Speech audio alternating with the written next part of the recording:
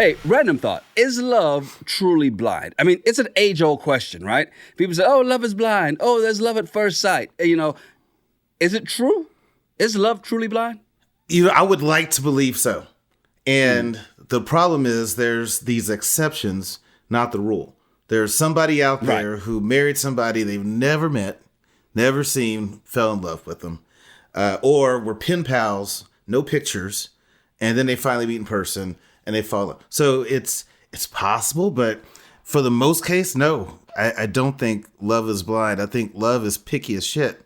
Especially, I could tell just from the dating app I'm on. I'm like, people are picky as hell. So no, I don't think love is blind.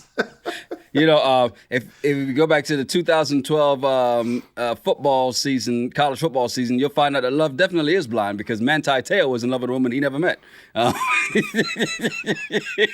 I'm so mad at myself for even bringing this up because I'm a huge Notre Dame fan, and this was so painful to me. It was almost as painful as Alabama rolling over us in a national championship game. But I think when I think of the concept of is love blind, right? I think of it as like physical attraction. Is physical attraction all there is? No, there isn't, right? Because think about it.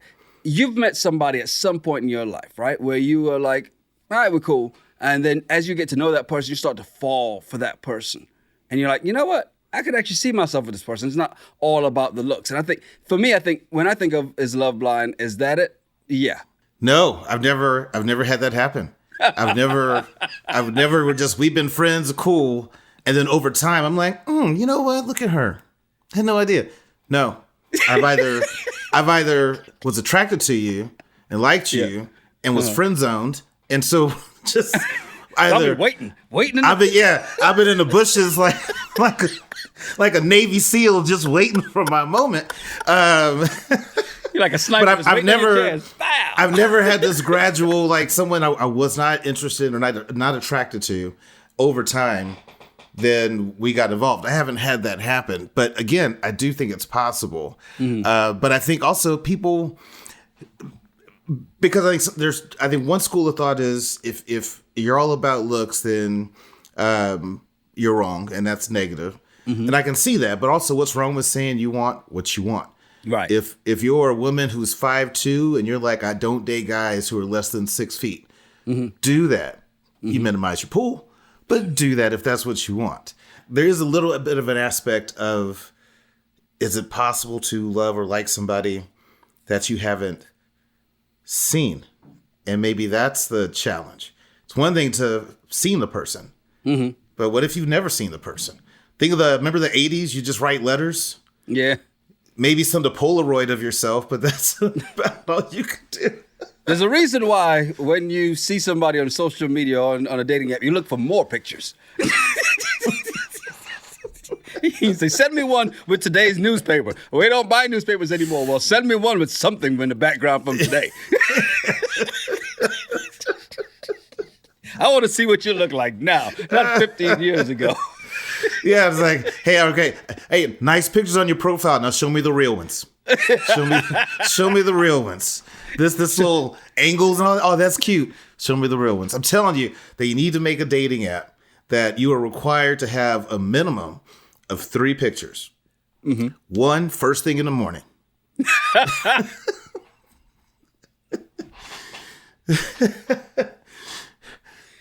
2, you could do a full body shot, and then 3, you could do a filtered one.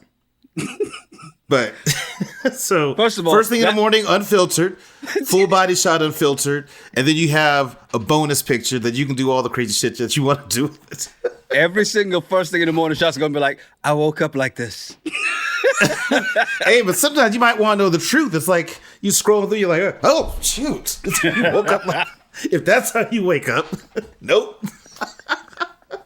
But at least I know. I'm not surprised, after 4th or 5th date, you roll over, hey, good morning. Oh, shit. And let me guess, if there's a wig, you want to know what's underneath the wig too, huh? I do. There's a close top fade. Yeah, I'm telling you, I don't want to go to the same barbershop as my girl. Oh, my God. Welcome to the show. I'm Yachty Ruth. And I'm just Terrell. You ever been out somewhere and overheard two people having crazy conversations? Well, we are those people, and we've been having these conversations since college. Yes, it's the Regular Guys Random Thoughts Podcast, episode 79. Be sure to like, subscribe, and definitely leave a comment. Yes, and please keep liking, keep subscribing, and keep commenting. We've definitely got to say, man, you know, it's a great moment because here we are, and we have actually hit our another milestone. Here we are. We've hit that 1,000 subscribers mark.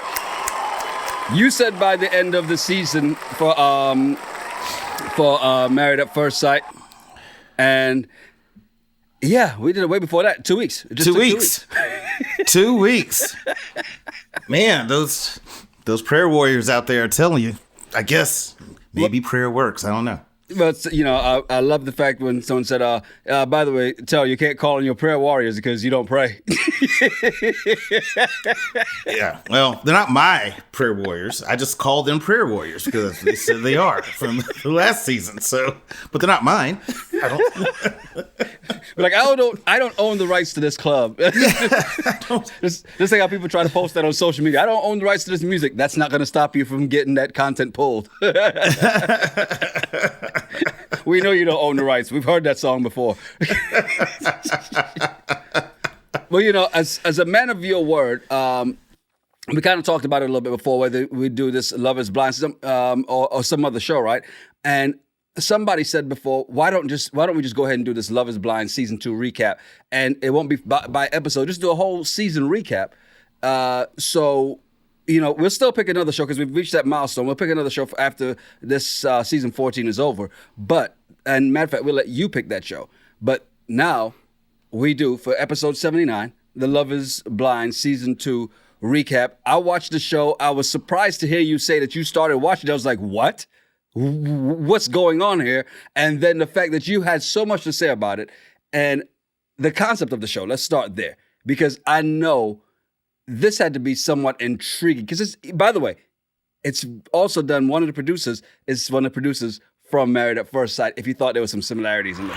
All right, back to the show in just a few, but first got to let you know that today's episode brought to you in part by the Charleston Caribbean Jerk Festival, Saturday, July 16th, Riverfront Park in North Charleston, South Carolina. Lots of great food because there are going to be a lot of food vendors on site, arts and crafts, a lot of stuff to get there as well too. Kids zone because, you know, kids are actually free, 12 and under actually free, and live entertainment. Mystic Vibrations providing the soundtrack. It's going to be an amazing day of fun.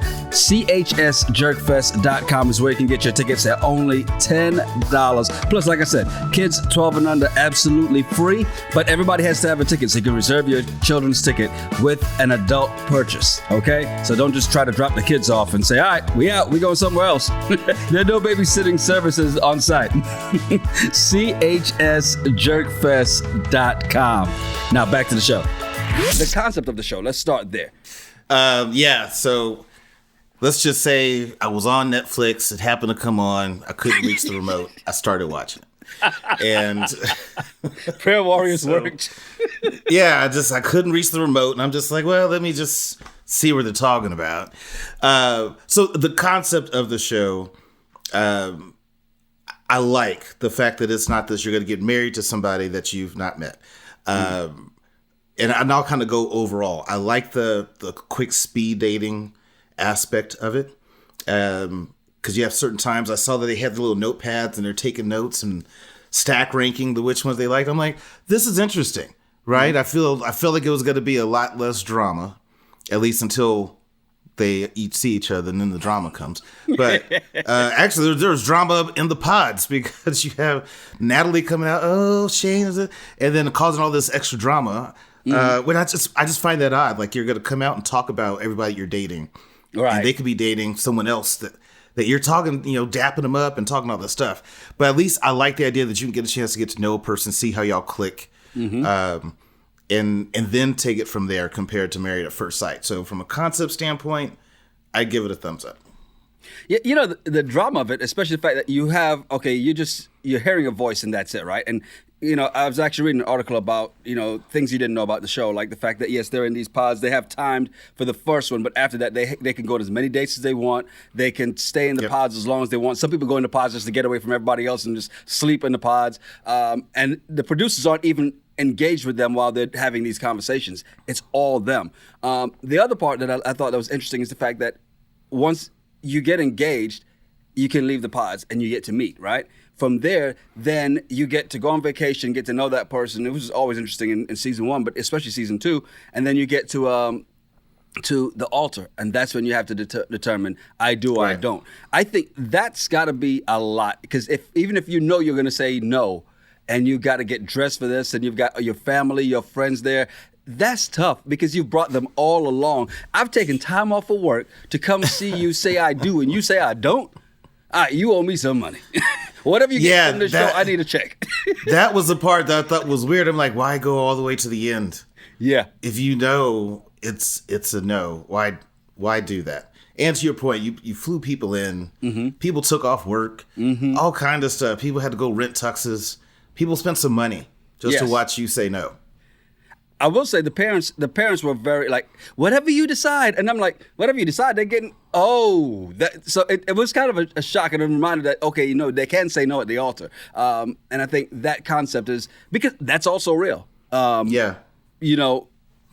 think that's the part that we kind of forget. Like, there is that bit of nerves when they talk about the cold feet when you get to the altars, because what is the other person going to say? Because you think and it can take just one little thing, as we'll find out when we go through some of these couples, one little thing that can change it at the last second. Mm-hmm. Yeah, no, agree with you there. And the couples that made it were good. What was interesting before we get to the couples is the people who didn't make it. Because not everybody gets engaged, but going back to the concept of the show, you had some people that talked about their insecurities and why they felt like they've always been single, whether it could have been their weight, their height, whatever it is. It's looks. Some of them are like, look, I feel like guys are only attracted to me because they think I'm pretty, but they don't get to know me. I think there was one of the blonde girls that said, I'm more than just a blonde and boobs or whatever else. But then come to find out, I've got so many Instagram followers. I've got so many followers. It's like, oh my God. So many follow me. In fact, you should follow me. It's hashtag.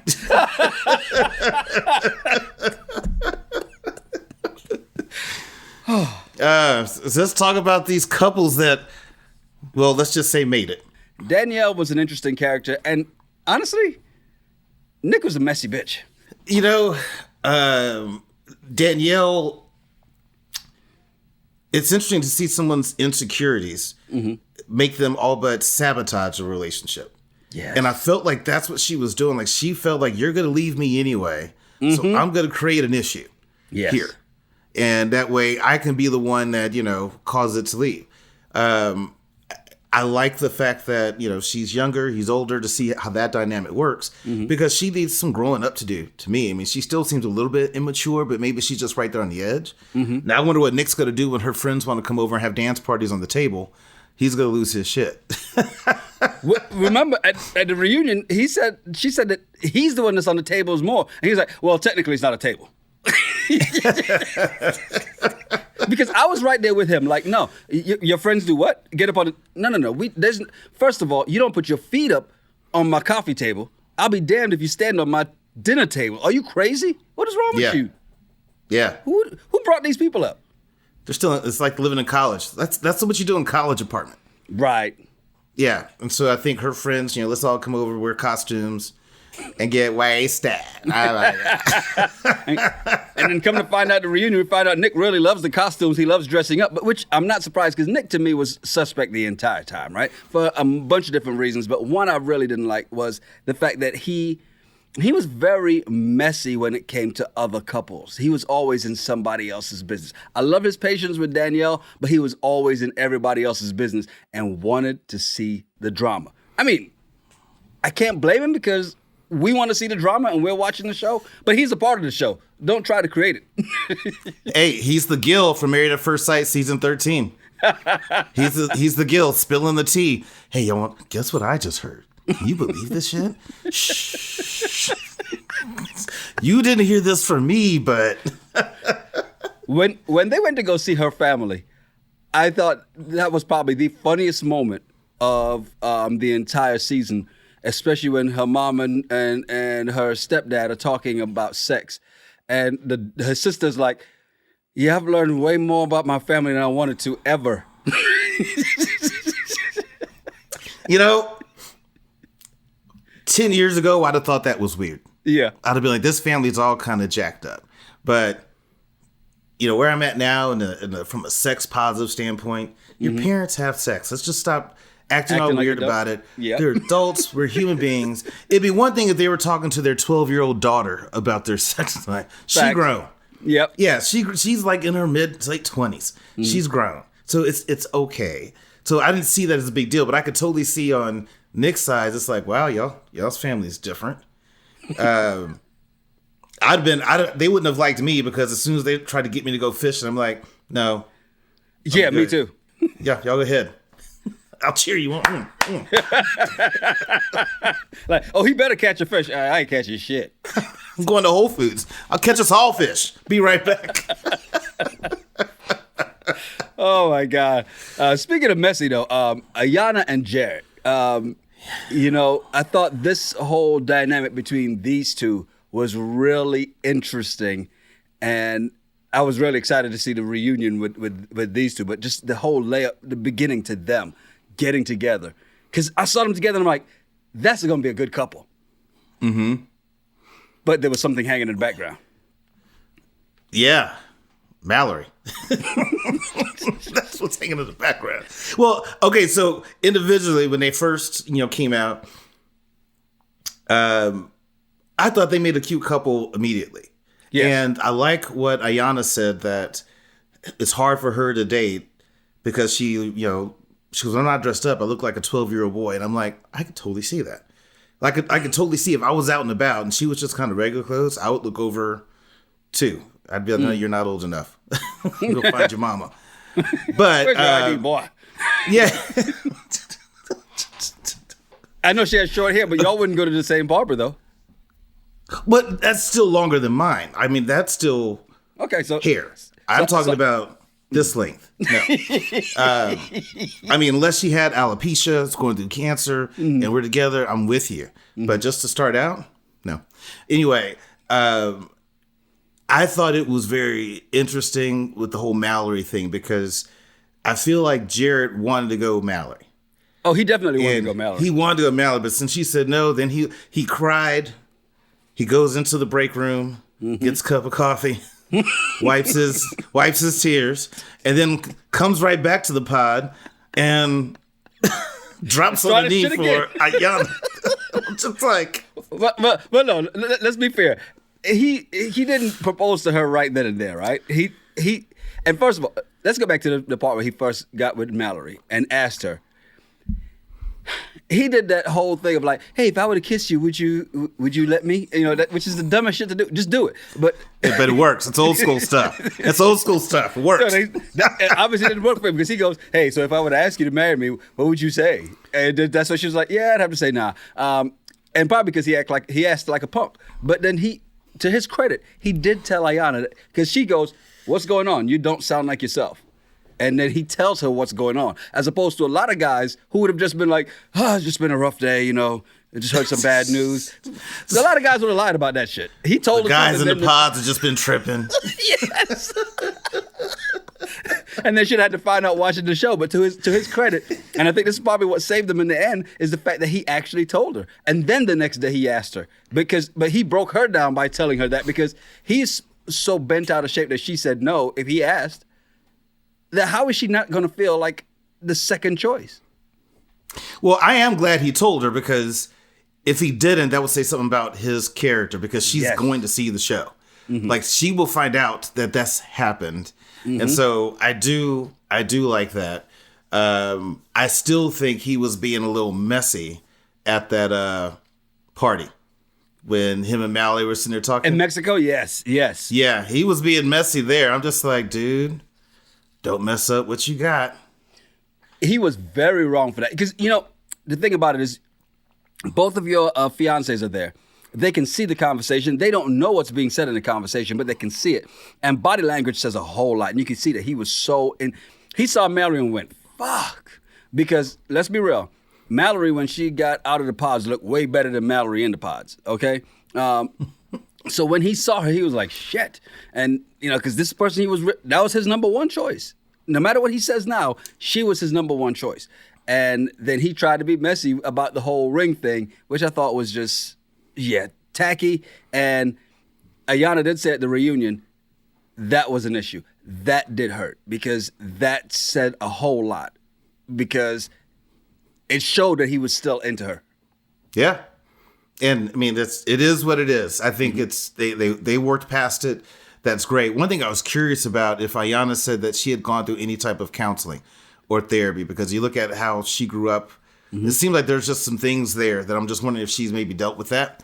But I think she'll always, in the back of her mind, feel like number two. So he's going to have to do, every day he needs to find a reason to make her feel like she's number one for her to get over this, in my opinion. And I thought it was good that Jarrett is, based on the reunion, is not going out as much. Because I saw that, I'm like, dude, you're going to have some problems. Yeah. Like, I've never been married, but I know better. You can't. That's not going to work long term. Exactly. But I like how they did the compromise where there's times that he stays home, and because she's an introvert, sometimes she goes out because I think she needs to go out to mark her territory just to let the mother hoes know. He's married.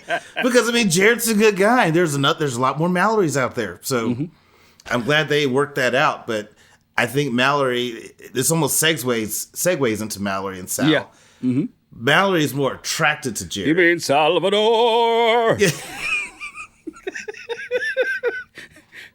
my fiance is better than Beyonce. I mean, as we say in the South, bless his heart. He was just trying. But Salvador, I don't know if you picked up on this, but there's just something about him that just seemed odd to me or off. Like, if a news story came out that he's into some really foul, weird shit, I'd be like, that's it. There was something. I knew it. Squirrels. I knew it. Because he's very monotone. He's very just it's very that. But you know what? I'll tell you what, that singing shit works. Because remember, he got the draws the first night. And to the point that she's like, I think I may need to go to the pharmacy. She didn't need to tell us all that. And she told us everything. So now fellas are going out on dates like, hi.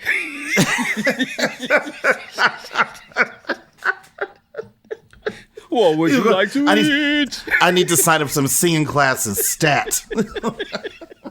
It obviously worked for him. Yeah, like, I don't need to be Luther Vandross. Just kind of, what's 50% of Luther? Give me that.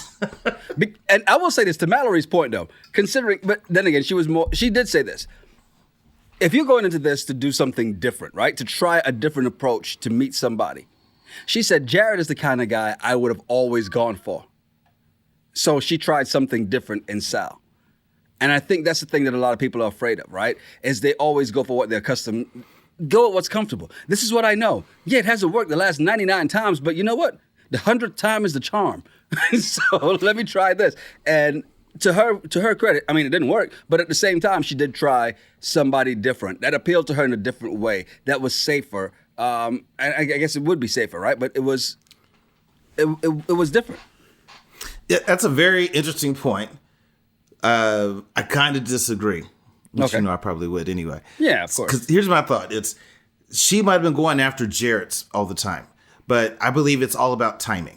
Mm-hmm. That you find a person that's looking for the exact same thing you're looking for at the exact time that you're looking for. Mm-hmm. So maybe she's met these Jarretts out there, but they weren't really ready for something serious. Where this Jarrett is going through the same process she's going through, that I am looking to walk out of here engaged. Mm-hmm. And that's a total difference than, like, I normally date this personality type, but you just dated them at a time where they weren't ready for exactly what you wanted, or vice versa. She wasn't ready. And so I think in this case, you should have went with the Jarrett instead of a Sal. Understanding the dynamic, and having lived in Texas and having dated in Texas, and I don't know that her family would have been as receptive to Jarrett as they were to Sal, and they really weren't receptive to Sal. So it might have even been worse. I mean, it could be. Maybe Jared wouldn't be the first black guy that she's dated. So and wouldn't be the first one the family didn't like either. I didn't like those other 3 Joe Rogans you brought into this house. I told you, no Rogans aquí. No más Rogans. ¿Sabes? But yeah, I mean, Sal, the whole singing thing I thought was weird. And then the way Mallory got all pissed about, I guess Sal had what it sounds like is Sal had a friend with benefits that he was hanging with before he went to go to the show. Didn't tell her, hey, I'm going to this show and looking for my wife. When I come out of it, I should be engaged. This has been awesome. I wish you the best of luck on your future endeavors. First of all, you don't do that before you go because you don't know that you're going to match. So, no, then if you don't match, you come back and be like, hey, big head. Exactly. Hey, you. Just thinking about stranger. You. So when Sal comes out, he's engaged. Old girl probably hadn't heard from him in a while, so she decides to go to his sister to see what the hell's up and all that. But I'm like, why did Mallory make a big deal out of that? Yeah. I don't know. Maybe ladies, you can comment, help me understand like why that's a big deal. I don't know. We kind of knew she wasn't completely into Sal 110%. Even she said it at the after he said no at the altar, which I was shocked at. That she didn't know what she would have said had he said yes. So they were both in this space of not sure about each other. I thought him saying no came out of left field. I was really shocked at it, and the reason being is for the things that we didn't see. Because he said at a reunion, there are things that I just won't talk about, because he has a respect for her that he won't reveal certain things that didn't show up on camera. And I think, I wonder what happened. Yeah, respect, but I do wonder what happened. Moving to Natalie and Shayne. This was another, when you talk about these triangles and quadrilaterals and situations in the pods, this is another triangle that was there. Natalie and Shayne, how'd you feel about them? Shayne seems odd to me. I mean, he's outgoing. He'd probably be a cool guy to have a beer with, but he just seems unstable to me, in my opinion. I thought they were kind of an opposite. She seemed to be a lot more focused, responsible, and he's more, willy-nilly. But maybe they could work out with each other. Yeah. But what I did notice was Shayne just seemed, when it comes to that third person, Shaina, so he's having conversation with each of them. And with Mallory, it was more like, hey, relationship focus, like all the different things you'd want to do to build a relationship. With Shaina, it was always, so what are you wearing? Yeah, that was pure sexual attraction. It felt like, without seeing each other between him and Shaina, right? That's like, cause every time he's like, "What do you?" And it really stood out when he thought it was Shaina on the other side and it was Natalie. He said, "What are you wearing?" Her reaction to that was just so, because he never talked to her like that, and that just showed the difference in conversations with people. Because you and I can talk to the same person and the conversations are going to be different, right? And that's what that exactly proved in the pods. Depends on how's that chemistry work. The thing about Shayne is just such a insecure guy. He needs to be validated all the time. Like, say something nice to me, which didn't work well with her sarcastic, right. That was her personality. She's very sarcastic, loves to throw jokes, loves to throw jabs. And yeah, you knew they were doing stuff. She just wanted to keep that shit private. Yeah, he's that insensitivity, or that him being so sensitive and need to hear compliments all the time. It's just weird. And traditionally, I'm used to hearing that from women, but I guess there are guys that need to have that positive reinforcement about how you feel about them, validate or whatever. But I think there's a healthy amount. Compared to every time we peck, I need you to give me a compliment. Right. Every time we were around, and I feel like Shane was just like thirsty for some type of compliment. I'm like, dude, she said yes to the engagement. So look at that as a positive compliment right there, that she said yes. But they're a little out there. I wish they would have played more there, whatever the argument was that they had to before the wedding, because whatever that was the big blow up. And whatever he said, I mean, they had to have a really crazy fight. And I like the fact that she got out. She said, no, based off this is how we're not ready to get married. And she still wanted to date. Yeah. But he kind of didn't. And then I guess he just kept being who he was, and it just didn't work out. Well, I don't think the cameras were there when they had that argument. That's the problem, right? And so, if you remember correctly, because this is something that was pointed out as I was reading something later that said, remember the guys went to Wrigley Field. Now, he's the athlete. His dream was to go in and to hit balls out of Wrigley Field, and he strikes out. But then you got San Salvador, who doesn't even play sports. He's singing those balls out, almost hit a home run, right? He's out there in church shoes. La la la la la la la la la. Do re mi fa. It's like, it's amazing. You saw how it aggravated him there. So imagine after drinks and when he goes and then she says something he doesn't like, because I think he said to her, "I hate you. I hate your guts," something like that. And that, if somebody says that to me, that I'm supposed to marry the next day, I don't know I could do it either. So I totally agree with her, and I think is the best thing. Choose yourself first. Yep. To me, that looked like that's verbal abuse, and to me, it's a slippery slope. That you got to say, "I hate you." We're about to get married tomorrow, and you're going to say you hate me. Yeah. Over what? So. And I really think that him and Shaina, right? Mm-hmm. I think him and Shaina hooked up after. They said they didn't. So it's right. Funny, as we transition to Shaina and Kyle, they said they didn't. She's actually dating somebody else, and the only time the reunion, it seemed really sketchy because he didn't want to talk about it at all. But she's like, "No, we've only met in groups." What I thought about Shaina and Kyle, so she's just not attracted to him. That's all it boiled down to. And she used that whole religion thing as her main reason for not being into him. And I don't blame Kyle for being pissed, because you could have said that. Like, if religion was your big deal breaker. Yep. And you should have talked more about that in the pod, and we could have had a conversation about it. But I think her family knew that she wasn't really attracted to him. She was just kind of going through the steps. So I just think she's shady, and she really wants Shane. Now, I don't recall Shane talking about how religious he is, but whatever.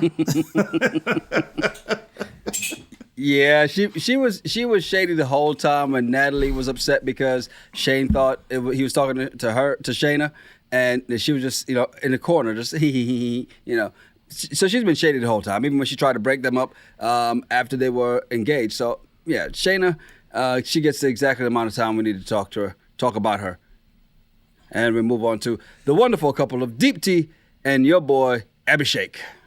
Well, I think Deeps is a beautiful woman, and yes, Shake is just a turd. He's just a terrible human being, and he was the one asking people questions about their looks, and he asked Deeps, like, "Could I pick you up?" Whatever. Like, he told you who he was. I feel like I don't think Deeps gave enough of the other men a chance, just because, oh wow, I'm Indian, he's Indian. Great. My parents will be happy about it. I normally date white guys. Never dated. I normally date white guys, but now this is I'm gonna make mom and dad happy, and I'm gonna make this choice compared to everything else. And it'd be one thing that if Shake wasn't such an ass, but she still kind of went through the whole deal. But I was just disappointed in him, and I don't understand how he's not. Well, it's not about for me to understand why he's not attracted to her. Don't date Indian women. Don't try to make your parents happy. Go for what you want, and go. If you're only into blondes, go for the blondes. But he's just an asshole of a human being, and I'm glad that Deeps backed out of that. The bad thing about it was, like, he was so into her when he met her, because I think when he met her, he didn't expect her to be as beautiful as she was, right? I think he had another vision in his mind, and I don't know why he actually it's interesting to see the two of them pick each other, considering that they both only dated blonde-haired, blue-eyed people, right? And then all of a sudden they pick each other. He's so attracted to her in the first time they meet, and he's, he can't keep his hands off her, always kissing her, like, well, she's gonna get tired of this real quick. But then it flips, and the minute that, here's the difference, and you've seen this many times, the minute she fell for him and was like, okay, I'm all in, and talking about kids and all this, all of a sudden it flipped his switch, and no longer, because he was no longer chasing. Mm-hmm. He had already caught her, and she was all in, and he went, yeah, well, she reminds me of my aunt. Oh, she reminds me of a family member. I feel like I'm kissing her cousin. All this other stuff that was not the case when he first met her. And I think it's because all of a sudden she gave up the chase that fast and was like, hey, I'm all in. Let's go. Well, and I think all the stuff that he said, that's the thing about these reality shows. Someone's going to see it. And so you've met her family and all this stuff, and yet they're going to see it. And kudos to their family for doing that post, really telling him to go F himself. For all things he was saying, like, you're about to get married, you keep telling everybody in the house you're not attracted to her.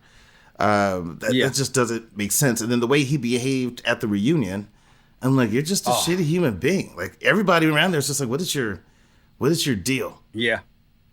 You could tell they do not like him. Hate is a strong word, but they all hate him. And even his mom said that he wasn't worthy of Deepti.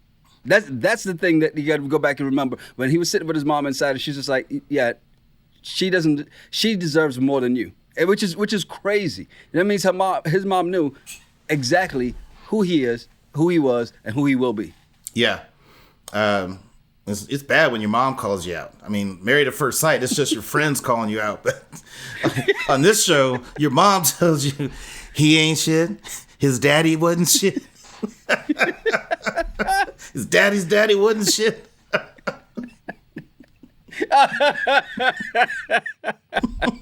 Yeah, I feel bad for Deepti on this one, but I think on the end, I love the fact that she came out and she said, "I choose me." Yep. Kudos to her for that, because she definitely deserved better than him.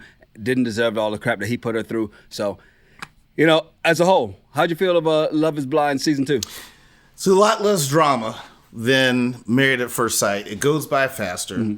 So I can handle a couple drinks watching Love Is Blind and still function. Where Married at First Sight, different reaction. So overall, as a concept, I think it's good. I liked it. It's a toss-up for me. If whatever reality show we do next, if it's Love Is Blind season 3, or if it's, I hope it's not Married at First Sight season 15. But I'm open. But I'm learning some stuff in this case too. It's just really interesting just to see the dynamic between these couples and the experiment they're trying to do. Because reality is, only the people that are going through that experiment could pretty much give each other feedback on it and talk about it. They experienced something that none of us would ever do. Our first thought is, there's no way in hell I would do that.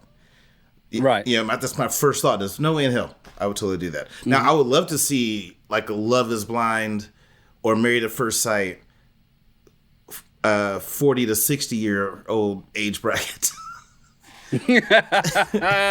Yeah. People that are, they have kids. They've had this. They've been divorced. Like, I want to see those folks, because at 47, like, that's my dating pool, are these people. I want to figure out the psyche of that group.